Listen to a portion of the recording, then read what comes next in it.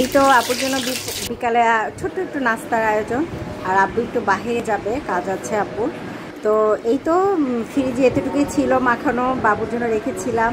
তো এই তো আমার দুই বাবা একসাথে খাচ্ছে। নানা কি করব? এই যে নানা ভাই আর বাবু দেখেন ব্যথা পাইছে নাকে। এই যে ফুলে গেছে, লাল হয়ে গেছে। লাল হয়ে থাকবে। আমরা খাচ্ছি।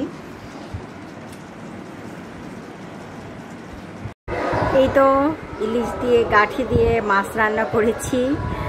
জানি না কেমন হবে, আম্মুর মতো টেস্টি হবে কি না।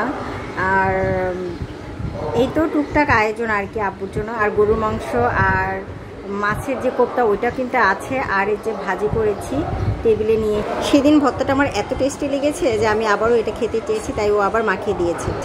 তো আপনারা সবাই অবশ্যই ভালো থাকবেন। আমার এই ভিডিওটা যদি ভালো লেগে থাকে অবশ্যই আমার পাশে থাকবেন এবং আমার ভিডিওতে লাইক দিয়ে যাবেন, শেয়ার করে যাবেন এবং সাবস্ক্রাইব করে আমার পাশে থাকতে হবে অবশ্যই। আর আমি অনেক ছোট একটা চ্যানেল, সো আমার খুব স্বপ্ন আমার এই চ্যানেলটাকে নিয়ে। তো আশা করি আপনারা সবাই আমাকে ভালোবাসা দিয়ে আমার সাথে থাকবেন। আর দেখেন আমি রান্না করতে গিয়ে দেখেন আমার তেলের সিটটা লেগে কী অবস্থা।